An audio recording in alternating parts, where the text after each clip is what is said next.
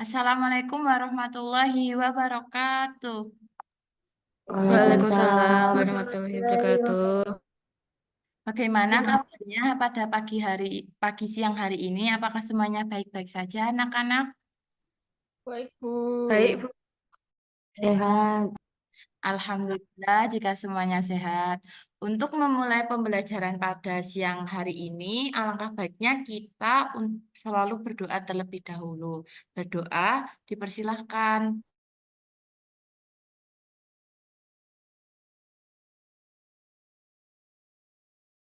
Amin. Semoga dengan berdoa tadi kita dapat mengambil manfaat dari pembelajaran yang akan kita pelajari pada siang hari ini. Baik, di sini Amin. apakah ada yang tidak masuk? Masuk semua, Ibu. Baik, semuanya masuk ya. Eh, oke, pembelajaran hari ini yaitu terkait evolusi. Bagaimana anak-anak sudah siap untuk belajar? Siap, Bu. Siap, Ibu. Baik, Ibu sekarang mau tanya kepada anak-anak semuanya. Ada yang pernah pergi ke kebun binatang sebelumnya? Udah pernah, Bu. Pernah. Udah pernah lihat kera atau monyet di kebun binatangnya itu? Pernah, Bu. Baik. Terus kalian merhatiin nggak kenapa kok kaki monyet atau kera itu kalau dilihat-lihat mirip kaki manusia?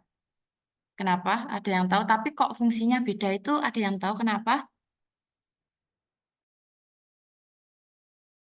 Mungkin karena nenek moyangnya sama, Ibu. Saudaraan, Bu. Ya, betul. Bisa itu. Nah, jadi hari ini kita akan belajar tentang kenapa sih kok kita itu bisa dikatakan saudaraan gitu sama monyet atau kera, terus kok organ-organ kita apa lengan kita itu kayak beda gitu sama mereka. Katanya di teori yang pernah Ibu baca, itu kita itu sebenarnya berasal dari kera. Untuk biar lebih tahunya, kita akan belajar mengenai evolusi. Sebentar ya, ada azan, kita berhenti dulu.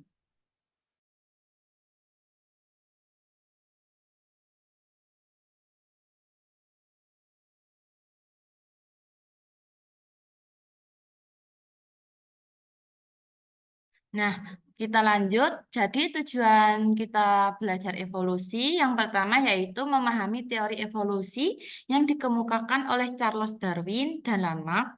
Yang kedua yaitu mengetahui adanya petunjuk proses evolusi. Dan terakhir, yang ketiga yaitu mengetahui ciri-ciri adanya proses evolusi yang terjadi pada populasi. Selanjutnya, ada yang mau membacakan arti dari Al-Quran Surat Al-Baqarah ayat 164?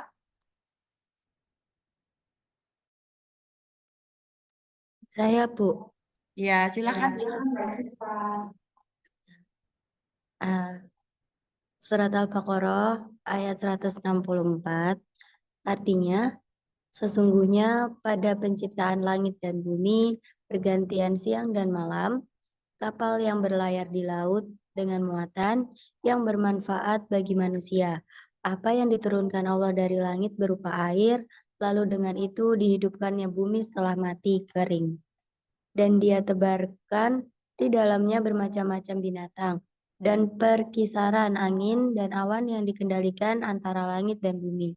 Semua itu sungguh merupakan tanda-tanda kebesaran Allah bagi orang yang mengerti. Baik, terima kasih Mbak Siva yang telah membacakan arti dari Al-Quran Surat Al-Baqarah ayat 164. Sekarang Ibu mau minta tanggapan dari teman-teman semuanya tentang satu gambar yang sebentar. Nah, silahkan Ibu mau minta tanggapan mulai dari Mbak Fariha dulu deh. Silakan tanggapannya tentang gambar berikut. Lalu apa bisa dihubungkan dengan arti ayat yang telah dibacakan tadi.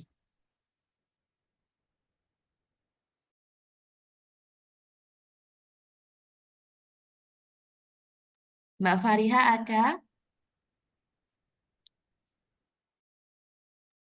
Benar, Bu. Baik. Yang lain terlebih dahulu, Bu.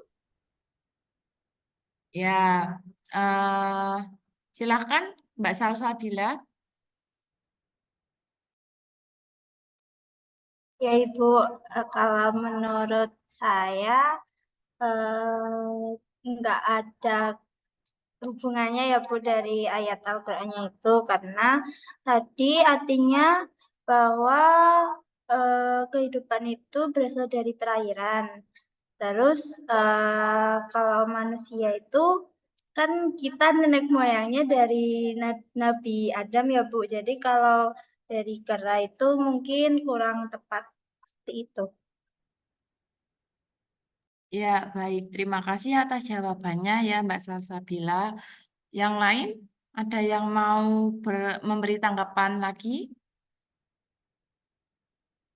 Mbak Syifa mungkin, atau Mbak Dinda, Mbak Dewi, silakan.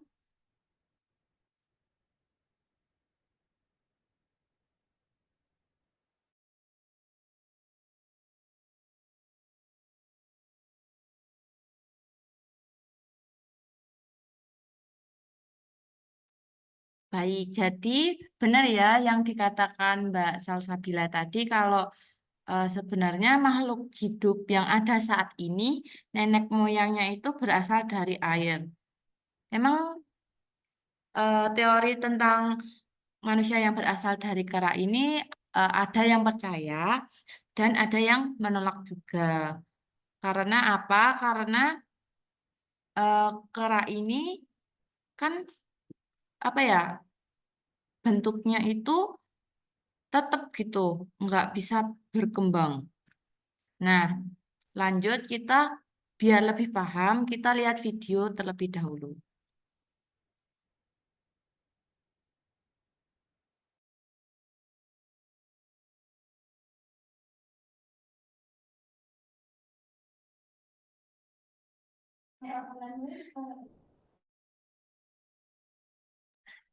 Baik anak-anak semuanya diperhatikan ya videonya. Nanti Ibu meminta satu orang buat memberi tanggapan lagi tentang kaitannya apakah benar yang dikatakan di Al-Quran bahwa makhluk hidup yang ada saat ini itu berasal dari air. Diperhatikan dengan baik ya. Iya, Bu.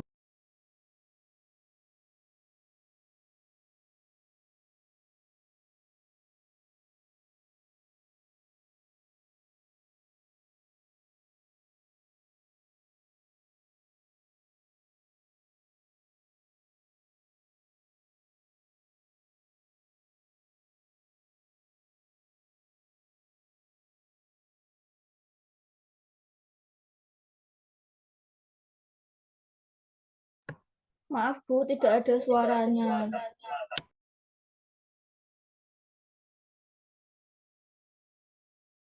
Oh, iya sebentar ya.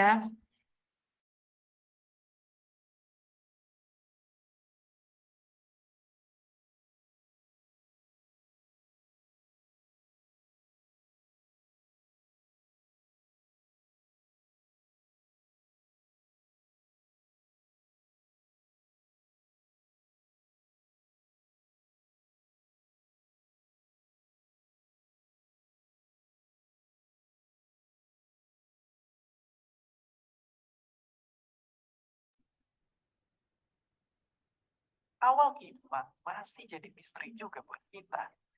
Tapi menurut beberapa ilmuwan, kehidupan muncul dari sebuah sup. Enggak. Bukan sup ayam, tapi sejumlah air hangat berisikan benda organik yang bisa memulai kehidupan. Hmm, Jadi apa aja dalam tanda kutip resep dari sup ini?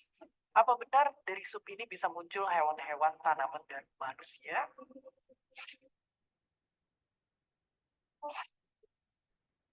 Sebenarnya nggak segampang itu.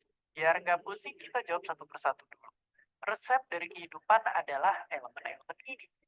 Ternyata air juga punya peran penting karena air itu bisa nyampur banyak hal, termasuk elemen-elemen tadi.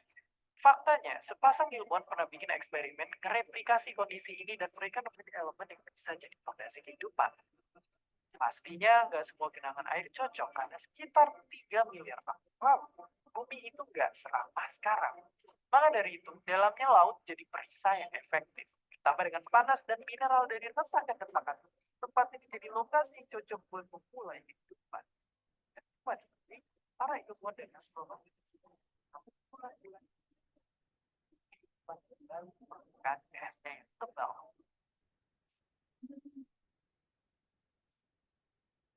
Tapi untuk membentuk makhluk hidup yang kompleks kayak sekarang, masih banyak potongan puzzle yang hilang.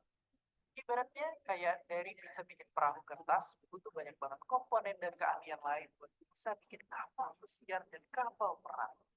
Ya, jadi seiring waktu makhluk-makhluk pertama di dunia berevolusi dan sampai ke satu titik di mana semua kehidupan di bumi berasal. Namanya Luka atau leluhur universal terakhir. Inilah sumber dari semua kehidupan itu. Faktanya, semua makhluk hidup yang punya genetik yang berimbang. Dan kalau kita lacak ke belakang, maka ketemulah Lukai. Dia memang bukan makhluk hidup pertama di bumi, tapi dia adalah makhluk hidup paling awal. Serta lacak lewat ya. Dan memang masih banyak banget pertanyaan yang belum terjawab. Kita masih belum tahu luka kayak gimana. Gak ada fosil luka dan gak ada juga yang masih sekarang. Karena masih banyak perdebatan gimana luka bisa terbentuk. Untuk kita cari tahu cuma bisa bicara. Dan terus bertanya. Dan seperti biasa, terima kasih.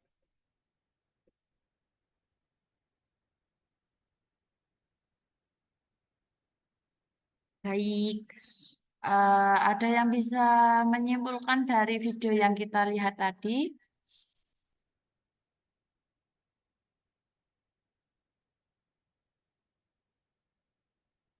Nggak ada. Oke, jadi biar Ibu ya yang menyimpulkan. Jadi kita ini berasal dari nenek moyang yang sama, yang disebut tadi luka. Nah, luka ini berasal dari air ya tadi, karena air itu eh, bisa mengandung banyak apa bahan-bahan yang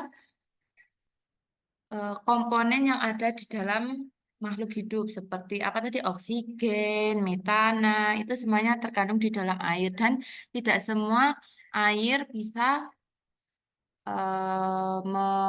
menghasil apa menyerap komponen-komponen tersebut. Selanjutnya, nah kita akan mempelajari tentang konsep evolusi. Evolusi merupakan proses perubahan spesies dalam jangka waktu tertentu yang bertujuan agar mampu beradaptasi terhadap lingkungannya dan meneruskan perubahan tersebut kepada generasi berikutnya. Ada yang pernah dengar nggak sih kalau semisal ayam itu berasal dari T-Rex? Enggak, Bu. Oh, nggak pernah. Atau kalau apa ya? Manusia itu dari kera. Nah, Nah, Bu, kalau yang itu Ya, itu karena teorinya terkenal banget itu. Terus contoh yang lain yaitu pernah dengar kalau semisal apa dulu itu leher jerapah itu nggak sepanjang sekarang karena tempat dia mencari makanannya yang lebih tinggi, jadi eh, lehernya memanjang. Ada yang pernah dengar soal itu? pernah, pernah, Bu. Bu. Ya, itu contoh-contoh dari evolusi. Nah, kenapa sih kok di biologi itu kita belajarnya malah evolusi? Kan evolusi itu biasanya berhubungan sama fosil, itu kan sejarah. Kenapa kita harus belajar di biologi? Nah, hubungan evolusi dengan biologi itu yaitu karena evolusi menjadi konsep pemersatu dalam biologi karena evolusi menjelaskan banyak aspek dalam biologi, terutama bagaimana organisme yang hidup saat ini merupakan evolusi dari satu nenek moyang atau ancestor dan diversitas kehidupan yang besar di bumi ini. Jadi, ketika kita mempelajari suatu makhluk hidup, kan nanti kita kayak ada klasifikasi tuh di biologi. Nah, kita kan kayak mencari kekerabatannya. Nah, kita bisa melihat nenek moyangnya. Kayak semisal kita pengen mengidentifikasi makhluk A. Nah, kita bisa lihat pohon nenek moyangnya tuh mirip sama makhluk apa gitu. Nah, kita nanti bisa mengelompokkan makhluk A ini ke dalam kelompoknya. Jadi informasi yang dapat memiliki informasi dari silsilah nenek moyangnya itu. Selanjutnya ada teori evolusi. Banyak banget teori evolusi yang ada di buku-buku, tetapi yang paling terkenal yaitu teori Charles Darwin dan teori Lamarck. Teori Charles Darwin yaitu teori yang berprinsip bahwa evolusi itu terjadi karena adanya seleksi alam atau on the origin of species by means of natural selection. Sedangkan teori Lamarck itu teori use and disuse. Nah, teori Charles Darwin inilah yang menganggap bahwa manusia itu berasal dari kera. Nanti kera itu akan melakukan evolusi yaitu mengubah organ apa organ-organnya untuk lebih beradaptasi gitu. Jadi bisa berkembang biak karena dapat beradaptasi itu. Sedangkan kalau teori teori Lamarck itu teori use dan and disuse yang contohnya tadi tentang leher jerapah. Nah, ketika eh, jerapah tempat makannya jerapah atau apa bahan makanannya jerapah itu semakin tinggi, kan jerapah itu makannya daun ya. Jadi lehernya itu kayak merenggang gitu loh. Nah, organ yang bisa beradaptasi juga dengan lingkungannya itu bisa berkembang lebih baik, terus bisa dapat digunakan juga. Sedangkan kalau organ yang tidak bisa berkembang akan mati dan digantikan oleh organ yang bisa digunakan. Sebenarnya teori Charles Darwin dan teori Lamarck ini saling berhubungan, yaitu tentang alam dan adaptasi terhadap perubahan alam tersebut. Selanjutnya yaitu contoh dari teori Charles Darwin. Yang teori Lamarck tadi sudah jelas ya anak-anak yang tentang leher jerapah tadi. Sudah, Bu. Nah, Udah, Bu. contoh lain dari teori Charles dan Darwin selain ini yaitu tentang populasi tikus. Nah, di sini populasi tikus itu berpindah ke sebuah area bebatuan di mana ada dua jenis tikus yang memiliki warna putih atau warna tan dan ada yang warna hitam. Nah, di situ tuh ada predator yang makan tikus, yaitu apa ini? Elang. Nah, tikus yang memiliki warna yang lebih cerah itu biasanya lebih kelihatan nih sama elang karena kan bebatuan kan warnanya gelap. Sedangkan tikus yang apa yang memiliki warna terang kan kelihatan ngejreng gitu kan. Terus jadi predator si elangnya ini tuh bisa lihat, sedangkan yang tikus yang warnanya lebih gelap itu lebih mudah bersembunyi karena warnanya yang menyatu dengan lingkungannya. Jadi populasi dari tikus yang memiliki warna lebih gelap ini itu lebih banyak dibandingkan tikus yang berwarna terang, sehingga ketika berkembang biak kemungkinan besarnya itu tikus yang berwarna gelap memiliki warna yang lebih gelap lebih banyak ada seperti itu. Selanjutnya yaitu petunjuk evolusi. Nah, petunjuk evolusi itu ada 4. Yang pertama yaitu adanya variasi antar individu dalam satu keturunan. Yang kedua adanya homologi alat-alat tubuh pada berbagai jenis makhluk hidup. Yang ketiga ditemukan fosil. Yang keempat adanya pengaruh persebaran geografis terhadap karakteristik individu. Ibu jelaskan dari mulai nomor 1.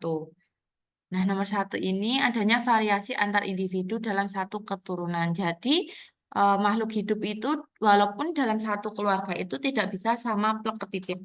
Pasti ada seseorang atau individu yang memiliki perbedaan. Semisal ada yang alisnya tipis, ada yang tebal, ada yang rambutnya apa namanya ini lurus, ada yang keriting, itu termasuk variasi genetik. Itu namanya petunjuk evolusi juga. Terus adanya homologi alat-alat tubuh pada berbagai jenis makhluk hidup. Nah, homologi ini memiliki asal-usul yang sama tetapi kegunaannya yang berbeda. Lanjut, lanjut saja karena zoom-nya sudah mau habis. Nah, ciri-ciri proses evolusi yang pertama adanya penyimpangan faktor genetik yang disebabkan oleh mutasi. Yang kedua, proses evolusi terjadi dalam populasi, bukan pada spesies atau individu. Yang ketiga, frekuensi gennya itu tetap. Yang keempat, tidak mencakup semua sifat, hanya beberapa sifat saja atau selektif. Nah, jadi proses evolusi ini tidak langsung terjadi seluruh tubuh. Tadi yang gambar yang tentang proses evolusi tadi itu kan kera kan dan menjadi manusia. Nah, itu perubahannya kan dari kepala dulu, volume otak, terus baru organ yang lain. Jadi tidak dalam satu waktu berubah semua. Selanjutnya, nah sekarang saatnya asesmen. Ini peraturannya siapa yang paling banyak menjawab ya. Jadi tidak perlu menggunakan alat tulis. Jadi siapa yang cepat bisa angkat tangan dan menjawab. Baik, perhatikan dengan baik-baik ya anak-anak. Yang pertama, jelaskan konsep dari proses evolusi.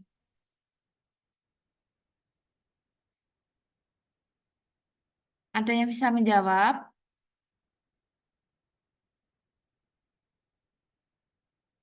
Tidak ada? Mau menjawab, Bu.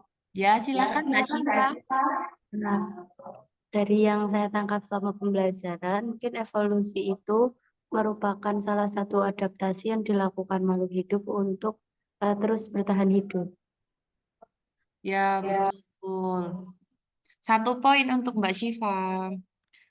Yang kedua, ayo yang lain jangan kalah sama Mbak Syifa. Tadi Mbak Syifa sangat aktif banget di kelas. Yang kedua yaitu berikan contoh dari teori evolusi Charles Darwin dan Lamarck yang tadi udah Ibu jelaskan. Saya Ibu, saya Ibu. Ya, boleh Mbak Salsa. Kalau Charles Darwin itu yang manusia berasal dari kera sama yang eh apa namanya yang tikus itu sama predator. Terus kalau yang lemur itu yang jerapah beradaptasi untuk mencari makan. Ya, betul, betul Mbak Salsa. Yuk, soal yang ketiga. Ini soalnya banyak, enggak ding, cuma 5. Yang ketiga yaitu apa hubungan evolusi dengan biologi? Ayo, siapa?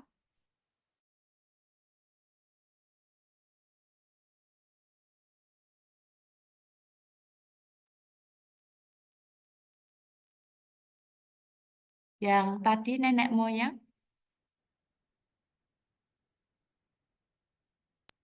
Saya mau jawab lagi, Bu. Iya, silakan Mbak Syifa lagi. Itu mungkin untuk menentukan si hewan itu tuh berasal dari nenek moyang yang mana atau untuk pengelompokannya. Ya, betul. 2 poin untuk Mbak Syifa, 1 poin untuk Mbak Safa. Ayo yang lain ini, Mbak Fariha, Mbak Dewi, Mbak Dinda, jangan kalah ya, tetap semangat. Masih semangat kan ini semuanya? Masih. Ya, good. Pertanyaan selanjutnya. Tadi homologi tadi apa? Ada yang bisa?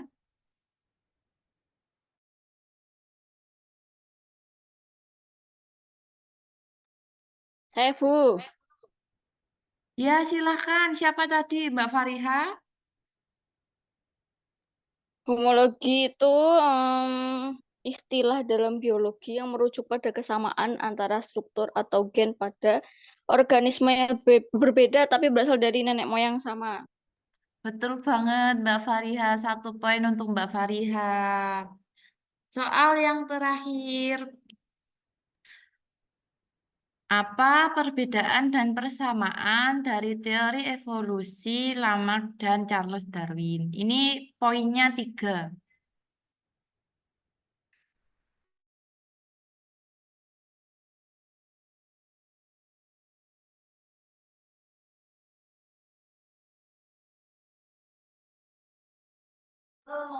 Pakai bahasa sendiri nggak apa-apa.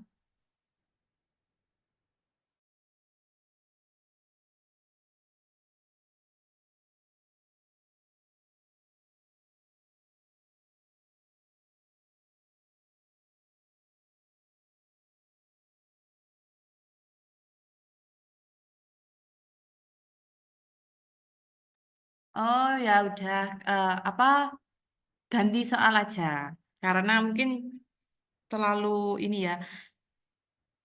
Soalnya diganti menjadi konsep dari proses evolusi itu sendiri apa?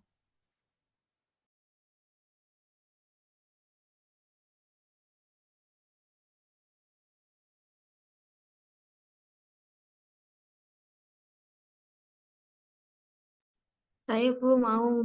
Ya, silakan Mbak Dewi. Eh, Evolusi itu mengenai perubahan sifat yang diwariskan suatu populasi organisme dari satu generasi ke generasi berikutnya. Betul sekali jawabannya Mbak Dewi. Dapat berapa ya? Berapa poin ya? 1 poin ya, karena tidak menjawab pertanyaan yang tadi, tapi nggak apa-apa. Good job semuanya. Selanjutnya apa ya? Oh, sudah selesai. Alhamdulillah, pembelajaran pada siang hari ini telah selesai. Semoga apa yang Ibu sampaikan bermanfaat bagi anak-anak semuanya. Jadi, ketika kita pergi ke kebun binatang, kita bisa melihat, oh, itu ya kayaknya nenek moyangnya sama. Jadi, bisa menyapa satu sama lainnya. Ya, Kak. Sekian pembelajaran pada siang hari ini. Kurang lebihnya mohon maaf. Ibu tutup. Wassalamualaikum warahmatullahi wabarakatuh. Waalaikumsalam warahmatullahi wabarakatuh. Terima kasih. Terima kasih, Bu.